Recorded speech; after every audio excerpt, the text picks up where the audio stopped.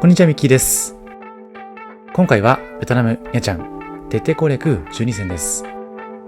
日本ではあまり情報がないものの、リゾートとして魅力が高く、実は旅行初心者にもおすすめ度が高いベトナムニャチャン。日本に比べて物価が安いこともあり、まるで富裕層になった気持ちでリッチな体験ができるのも隠れた魅力です。そんなニャチャンの魅力をご紹介しつつ、現地タクシーアプリグラブの事前準備、現金が必要な場面など、旅行中に判断が分かれそうな部分もそのままご紹介。今回ハノイは経由地として立ち寄った程度ですけれども、移動の組み方を考える際の参考になると思いますので、そちらも合わせて参考していただけるように動画を作りました。ぜひご覧ください。このチャンネルではカフェ巡りなど日常を少し豊かにする情報をお届けします。少しでも応援してくださる方はチャンネル登録をして次の動画も見逃さないでください。ちなみに今回ご紹介するお店の Google マップ位置情報は本動画の概要欄から確認することができますので、実際にお店に訪問する際の参考としてご活用ください。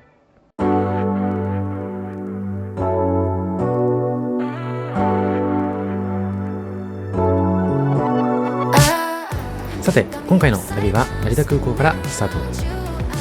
フライトは16時30分発のベトジェットエア VJ935 便です。昼間だったのでスカイライナーで落ち着いて空港まで向かうことができました。さて、今回搭乗口へ向かう前に利用したのがホイールという自動運転サービスです。行き先を選ぶだけで自動で走り出す乗り物で、国際線ターミナルの長い移動が一気に楽になります。速度はそれほど速いわけではないので、急ぎの時は走った方がいいですけれども、出発前に楽して移動できるのはいい体験でした。なお、今回スカイライナーで成田空港へ向かっているんですけれども、いつもは早朝とか夜間とか出勤や通学の時間帯に被ると電車が地獄です。なのでタクシーを使うことも多いんですけども、たまにはスカイライナーでゆったりと昼間に移動するのも良かったなと感じました。さて、今回は定刻通り離陸しましたけれども、今回利用したベトジェットは便が遅延することも結構多いので、旅の計画は余裕を持って寝ることをお勧めします。航空券はベトジェットの公式サイトで予約。成田からニャチャン間の往復1名で 93,656 円、ハノイでのトランジットを含めています。なお、以前にサプライズという代理店を利用した際に予約変更をリクエストするもキャンセル料をまとめて請求されてしまうような結果としてぼったくられた経験がありますので、私としては常に航空券の購入は公式サイトでの予約をお勧めしています。さて、ここからは今回利用しましたファストトラックサービスのご紹介。今回トリップ .com さんにご提供いただきまして、飛行機の到着後専用レーンを使って入国手続きを進めることができました。ハノイは到着便が重なると入国審査が混雑しやすく、長い列ができることも多いです。その中で専用レーンを通過できるメリットは大きく、移動全体の負担を抑えることができました。混雑状況によって所要時間は変わるんですけども、待ち時間を減らしたい方にはおすすめです。そしてもう一つ、トリップ .com さんに今回 eSIM もご提供いただきました。トリップ .com さんの eSIM のおすすめポイントは何といってもその価格。7日間利用できて616円と、国内外の主要サービスと比べてもかなり手頃な値段になっていました。設定方法は購入後に届く案内に沿って QR コードを読み込むだけ。日数に関しましても今回7日間で選んだんですけども、3日から7日までは1日刻み、そして10日、15日、20日、30日と選ぶことができますので、そういったアレンジのバリエーションも嬉しいです。eSIM に関しましては前々からお勧めしている通り SIM カードを差し替える必要がなく、到着後もすぐに通信が使えますのでとても便利。特にコスパがいいトリップ .com さんの eSIM、ぜひ他のサービスの価格とも比較しながら候補に入れていただければと思います。さて、そんな移動の末到着したのはハノイのノイバイ空港。今回こちらでトランジットをしています。今回ハノイで一泊をした後、その翌日にニャチャンへ国内線で向かっています。なのでハノイのホテルに一泊してるんですけども、ハノイはハノイでまた街の雰囲気が独特になっていますので、ぜひその雰囲気も味わってみてほしいです。移動手段としましてはグラブが非常に便利なんですけれども、利用には SMS 認証が必須です。実際到着後に登録しようとしても認証が取らず使えない状況になってしまったので、同じ失敗を避けるためにもこの動画を見ている方には今すぐ登録を済ませていただいて、現地で使えないということがないようにしてほしいです。さて、今回は親戚が海外駐在で滞在しているロッテホテルのレジデンスに泊まっています。立地と設備が整っていまして、短期の滞在でも使いやすい環境でした。そんなロッテホテルに関しましては1泊2万円ほどでちょっと高いんですけども、安心して過ごせる選択肢としてハノイの宿泊地として含めていただくのもいいかもしれません。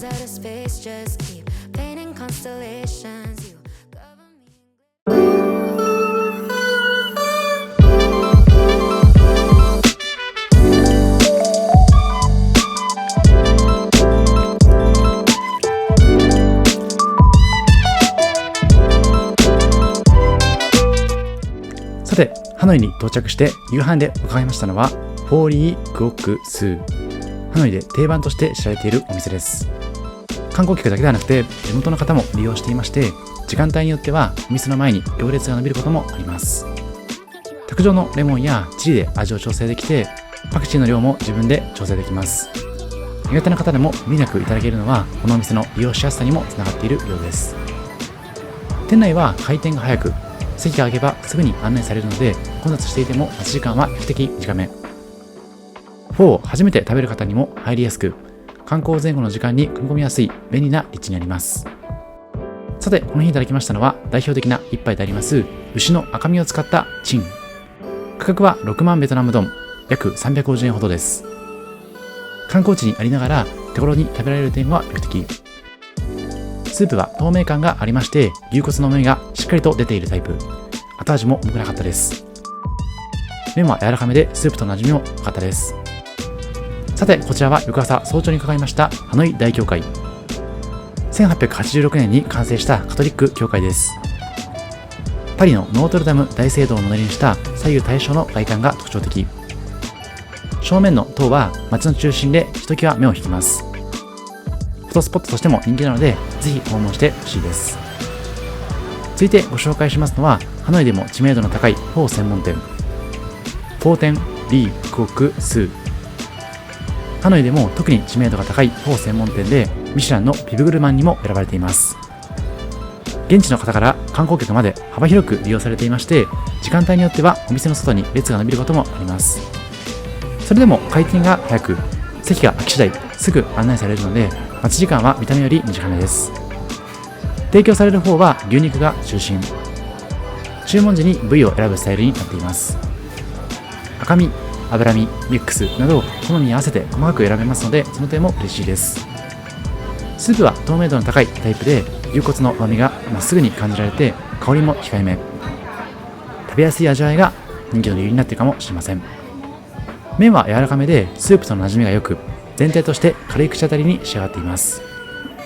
牛肉に関しましては部位ごとに食感が異なっていて、特に赤身はさっぱり、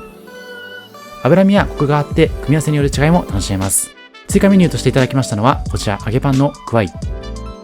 日本円で約60円程度ととても安いので、ぜひ組み合わせていただいてみてほしいです。スープに浸して食べる定番の組み合わせになっていまして、味に変化がつきます。そしてメインでいただきましたのはタイチン。7万ベトナムドンと日本円でも約410円ととても安いです。牛の赤身肉と半生肉を合わせたタイチン。肉の食感をしっかりと楽しみたい方に向いています。今回ご紹介した通り、価格帯は観光地の中心部としては手頃。初めてのフォーにも選びやすいお店になっています。先ほどご紹介したハノイ大教会と合わせて、旧市街の観光とも組み合わせやすいような便利な立地なので、今回トランジットで訪れたハノイですけれども、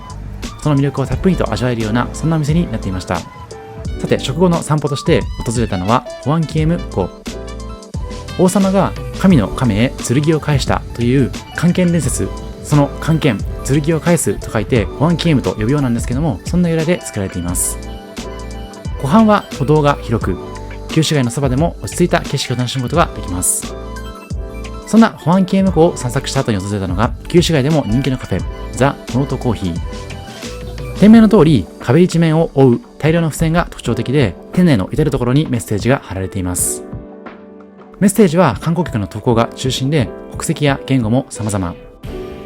短い言葉からそれぞれの旅がほんの少し感じ取れるような独特の空間です。店内はコンパクトになっているんですけども、階段を上がるごとに雰囲気が変わり、上階の方が比較的落ち着いて過ごせます。ただエレベーター等はないので、足腰に不安がある方は低層階で楽しむのもいいかもしれません。もちろんテイクアウトもできます。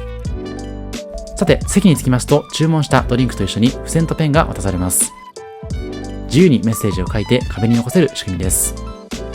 ご覧のように色とりどりの付箋が視界いっぱいに広がり、他のカフェにはない体験になります。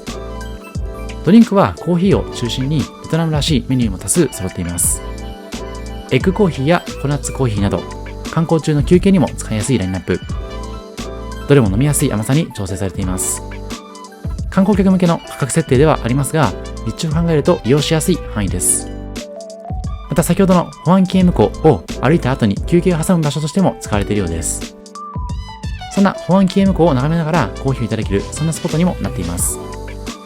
さて、この日いただきましたのはココナッツコーヒー。日本円で約350円程度と、フォーの値段と比べると同じぐらいになっていますので、ちょっと高めなのかもしれませんけれども、この空間含めて楽しめますので、ぜひとも注文してみてほしいです。旅の途中でメッセージを残せる体験型のカフェとして、短い滞在でも思い出を作れる場所だと感じました。さて、ハノイを堪能した後、次の目的地、ニャチャンへと向かっていきます。移動は国内線を使い、ノイバイ国際空港からカムラン空港までのフライトです。国内線もベトジェットを利用。購入時には成田からハノイ、そしてニャチャンまでの航空券がセットになっていまして、トランジット手続きもしてくれているので、安心して運ぶことができます。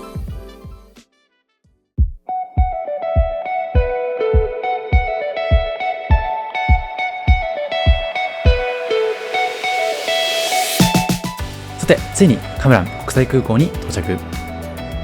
今回は宿泊先のホテルから送迎バスが来ていまして、出口では名前入りのボードで迎えてくれました。今回宿泊したホテルの詳細は別のパートでもご紹介しますので、気になる方はチャンネル登録をしてお待ちください。そんなカムラン国際空港でお勧めしたいのが、コンカフェのカムラン国際空港店。ベトナムではよく見かけるカフェチェーン、コンカフェ。過去にダナン編の動画でもご紹介しているんですけども、軍隊を思わせる濃いグリーンを基調にした外観とレトロな雰囲気が特徴的で、現地でも観光客でも利用しやすい人気店として知られています。そしてそんなコンカフェが嬉しいことにカムラン国際空港にも店舗があります。到着後すぐに立ち寄れる気軽さがありまして、その居心地の良さも魅力的。ちなみにこちらの映像は帰国前に立ち寄った時の様子。帰国までのひとときもギリギリまでベトナムを堪能することができました。店内は空港の喧騒を少し離れた落ち着いた雰囲気。控えめな照明とヴィンテージ風のインテリアが印象的です。全国の店舗で世界観が統一されているので、初めてでも入りやすく、旅の最初の体験として自然に利用できるような空間になっています。さて、そんなコンカフェさんでいくつかのメニューを注文。まずは右奥からハイマウンテンシナモンオレンジティー。シナモンの香りにオレンジの酸味を合わせたような紅茶で約350円です。こちらはアイスドコーヒー。コンデンスミルクとココナッツミルクを組み合わせたコンカフェのおすすめドリンクになっています。また軽食でいただきましたのはビーフフォー。スープが特徴の方で約600円になっています。フォーに関しましては様々なレパートリーがありますので、そこも魅力的な部分です。そしてもう一ついただきましたのはバインミー風の惣菜パン、ブレッドスティックウィズツナ、コーン&マヨネーズ。パンは細身のスティック状になっていますので、片手でいただきやすいようなそんなメニューになっていました。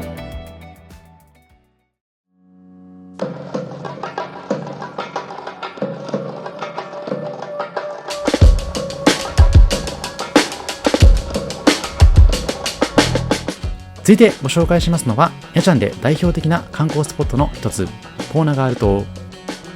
チャム族によって建てられた寺院群で、8世紀から13世紀にかけて増改築された歴史のある遺構が残っています。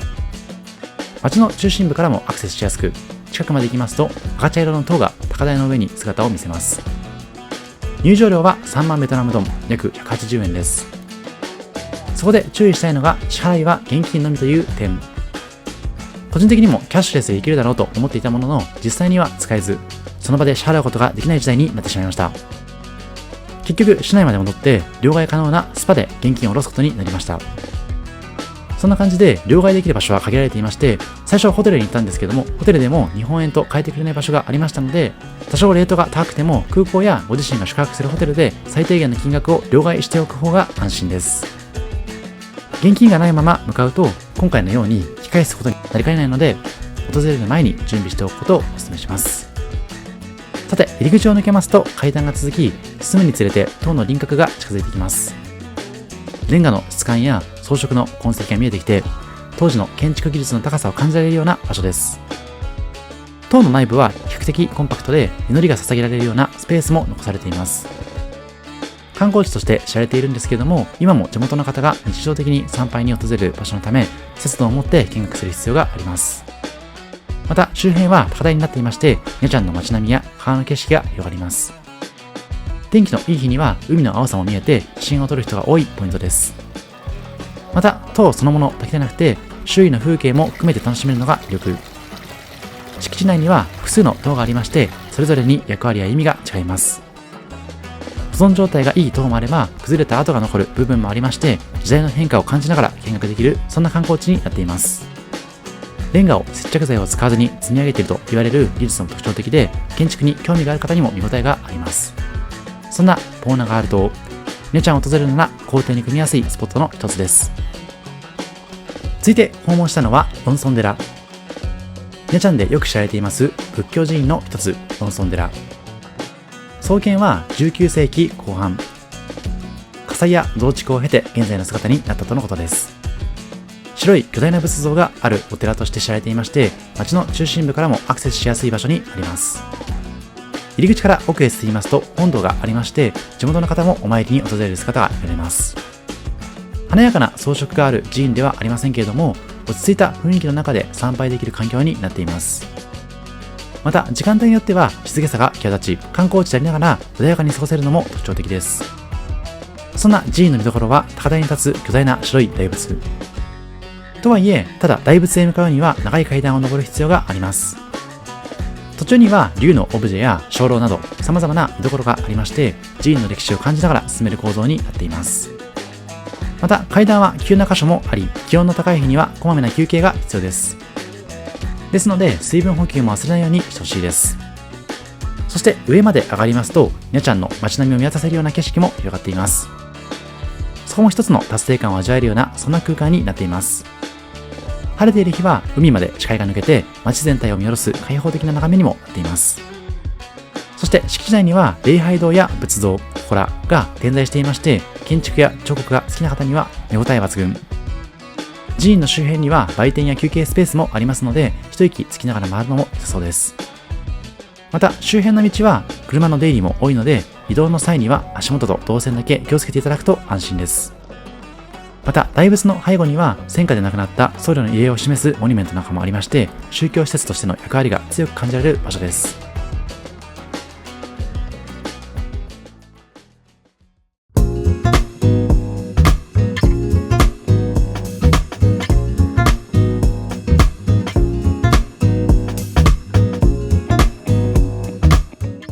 続いてご紹介しますのはピッツァ4ピースニャチャン。ニャチャンで食事をするなら名前が挙がることの多い人気店がピッツァ4ピース。実は日本でも麻布台ヒルズをはじめ複数の店舗があるため馴染みがある方もいるかもしれません。4ピースは自家製チーズを使った料理が特徴。現地でも観光客でも利用しやすいレストランとして知られています。そのクオリティの高さから食事を目的に訪れる旅行者も多く、ニャチャンのお店も例外ではありません。今回訪れましたのはシェラトンホテルの中に入居している店舗。ホテル内ということもありまして、落ち着いた高級感がありながら肩肘張らずに入れるのも魅力的です。入り口から店内に入りますと、明るすぎない正面で整えられた空間がありまして、ゆったりと食事をするのにはちょうどいい雰囲気。店内席を選んだんですけれども、奥にはピザを焼く様子が見られるようなエリアもありまして、職人の動きを眺めながら過ごせるのも印象的でした。こちらは人気店のため混雑が続く時間帯も多く、基本的に予約は必須です。今回は Google 経由で事前に予約しましたけれども、当日予約なしで入るのは難しい印象でした。特にディナーの時間帯は埋まりやすいので、予定が決まっている方はお早めに確保していただくと安心です。そんな4ピース。料理は自家製チーズを使用したメニューが特に人気で、どれを選んでも安定したクオリティが期待できます。また日本でも人気のレストランですけれども、ベトナムでは価格が抑えられているので、同じメニューでも麻布台ヒルズよりも安く楽しめます。素材の良さはそのままに、より気軽に試せる点は現地店舗ならではの魅力です。さてこの日はまず4ピースプレミアムラガービールを注文。ノンアルコールのドリンクとしましては自家製ジンジャーエールを注文しています。クラフトビールが約470円、そして自家製のジンジャーエールでさえ365円ととても安いです。プレミアムラガービールはすっきりとした飲みやすい味わいで、どんなお食事にも合うような一杯。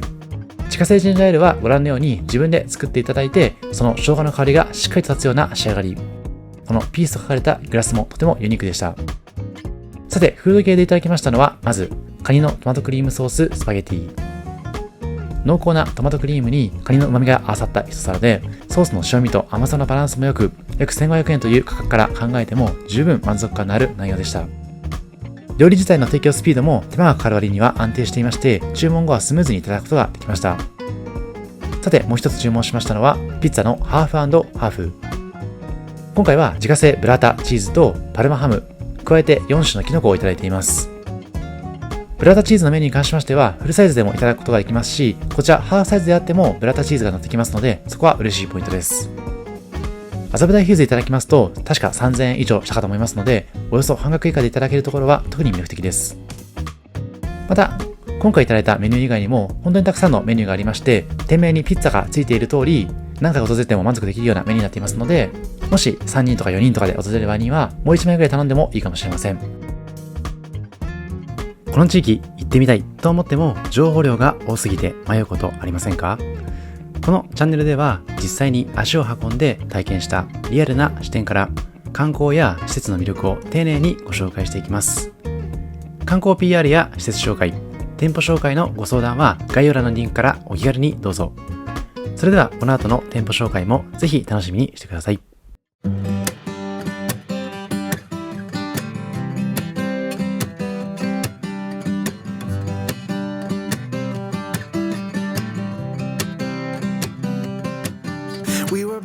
さてここからは街歩きの様子をご紹介。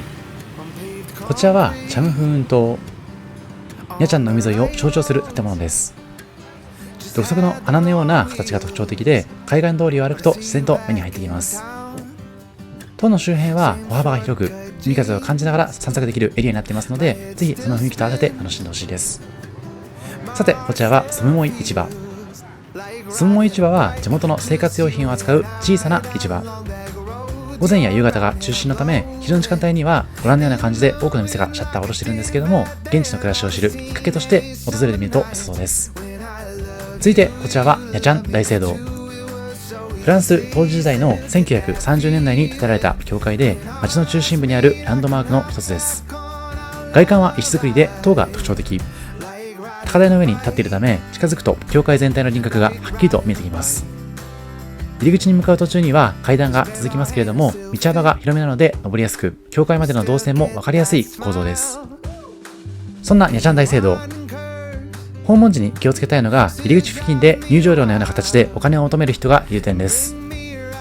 この人は大聖堂とは関係ない非公式の人物で、正式な料金徴収ではありません。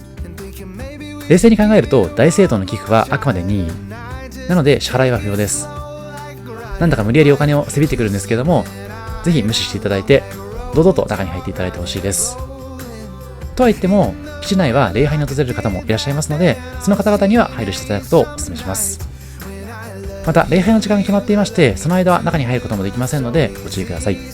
大規模な装飾はありませんけれども、落ち着いた空気が保たれていまして、長く地域に根付いてきたことが感じられます。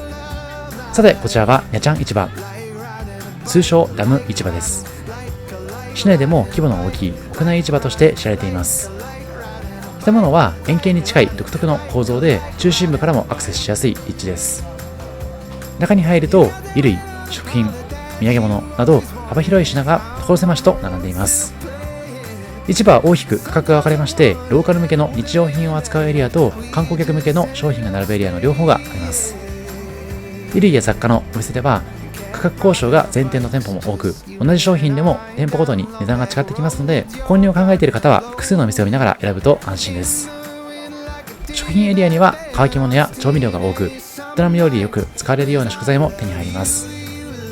さてこちらはバインカン97。ニャチャンで知られていますバインカンの人気店です。ローカル食堂のような雰囲気で朝から利用する人が多いことでも知られています。バインカンと言いますのは、今映しています通り小さな土鍋で焼き上げる米粉生地の料理。ベトナムの中部地方を中心に親しまれていますローカルフードです。店内はオープンな作りで席数はあまり多くないんですけれども、開店も早め。観光客だけではなくて地元の方も訪れるため、短時間でもローカルの雰囲気を感じることができます。やはりこの米粉の生地が結構日本人にも合うかなと思ってますので、アジア料理が好きな方にとってはとてもいい体験になると思います。店頭では丸い型が並びまして、注文が入りますとスタッフさんがその場で次々と焼き上げていきます。卵を入れるかどうかも選ぶことができるようで、焼きたてが提供されますので、常に温かい状態で食べられるのが魅力的。そんなバインカンの味の決め手は付け合わせのタレ。魚醤をベースにした甘めのタレに野菜や調味料が入っていまして、その辛さを調整しながら好みの味に仕上げることができます。またこの生姜が結構やみつきになっていまして、お好みの量を入れていただいて、その味付けを自分で再現することができます。今回はミックスドを注文。具材が数種類組み合わされた一皿で約590円程度。初めて訪れる人でも選びやすく、店の特徴が分かりやすいようなメニューになっています。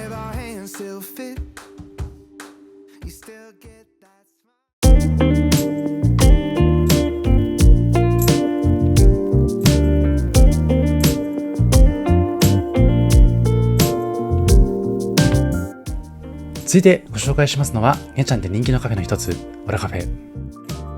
海沿いではなくて街中寄りの立地なんですけれども、落ち着いた雰囲気で過ごしやすい場所として知られています。店内は中央が庭のように開けた作りになっていまして、自然光がしっかりと入るような明るい空間。大きなガラス面が使われているため、外の光を取り込みつつ閉塞感がなく、街中のカフェでありながら開放的に過ごすことができます。店内は1階と2階に分かれていまして、今回は1階席を利用。写真撮影をする方も多く、店のあちこちにフォトスポットがあるような空気感なんですけども、それでも意外と落ち着ける空間になっているのも不思議でした。席間がゆったりしているわけではありませんけれども、照明が控えめに整えられているため居心地が悪くありません。気づくと時間が経っているタイプのカフェで、観光の合間に少し休憩したい時にも使いやすいような場所です。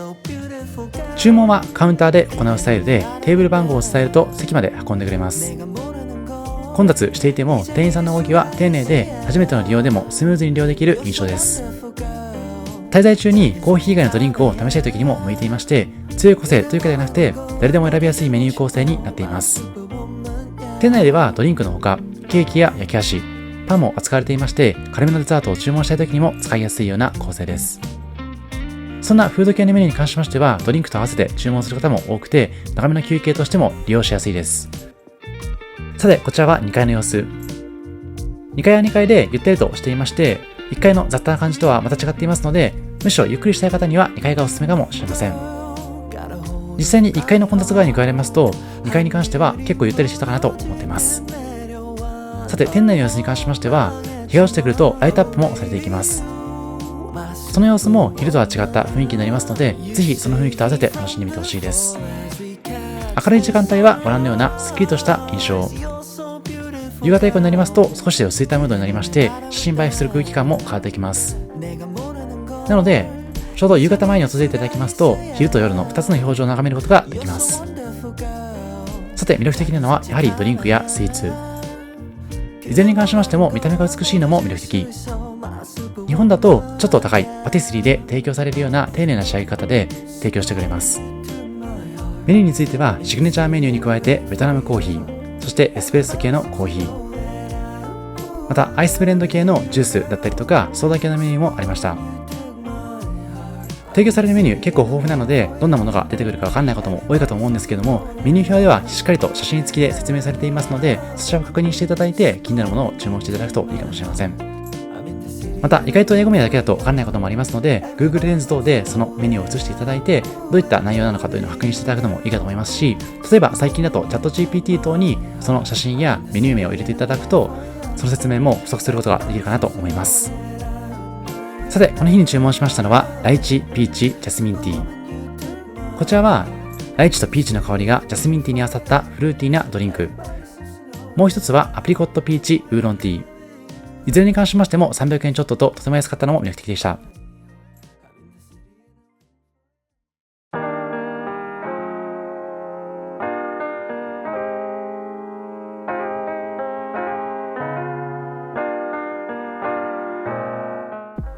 そして最後にご紹介しますのは、ベトナム産カカオにこだわったチョコレートブランドとして知られていますマーロー。ベトナム国内の農園で収穫されましたカカオ豆を使って産地ごとの特徴をそのまま生かした製品作りが特徴的です。主要な産地はベンチェー、ラムドン、ティエンザンなどで、地域によって酸味や苦味が異なるため、板チョコを選ぶ際にも味の差が分かりやすくなっています。今回訪れたのはカフェが併設されたタイプの店舗。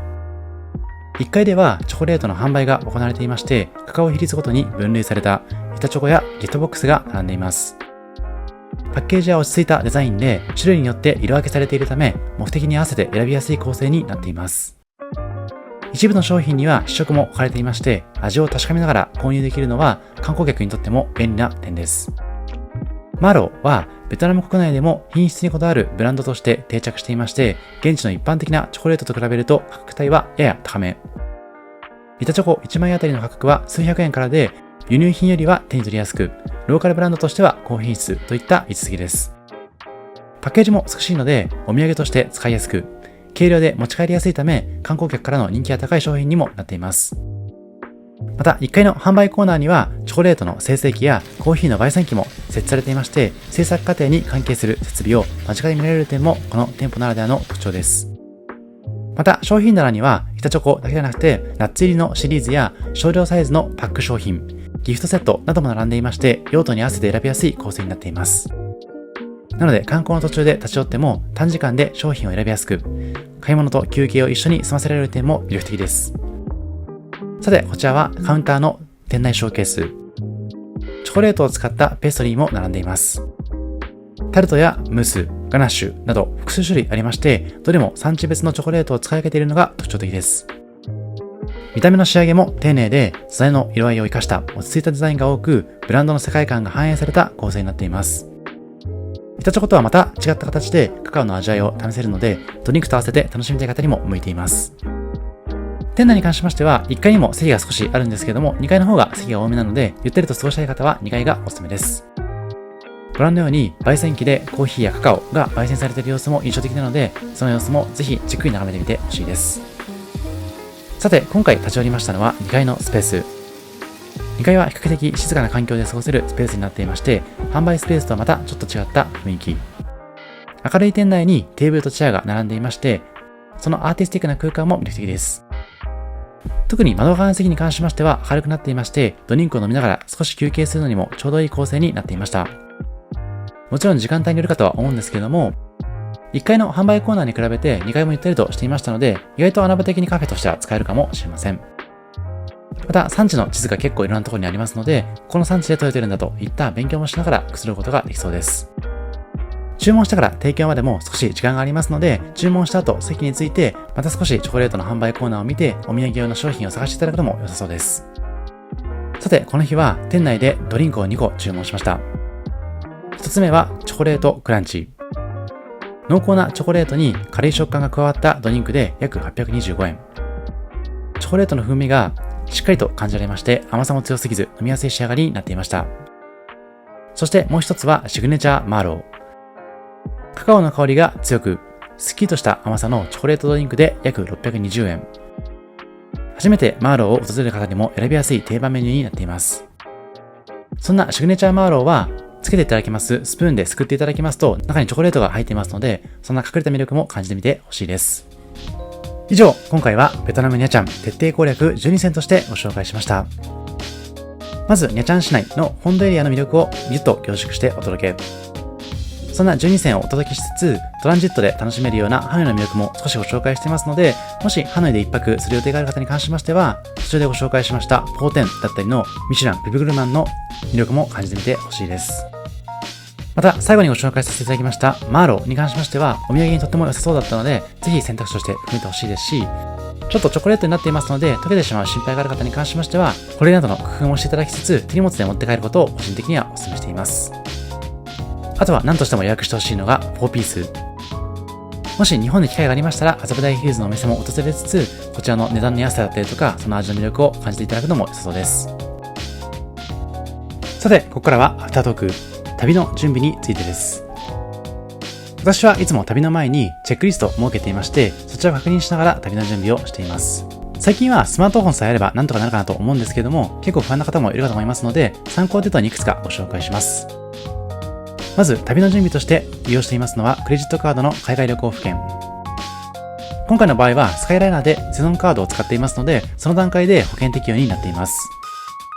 そうやって保険を適用した後は、あとは SIM カードの設定。加えて今回ご紹介したようにグラブなどのタクシーの設定は事前に SMS 認証が必要なことがありますので、ぜひチェックしていただくと良さそうです。現金に関しては現地で両替しています。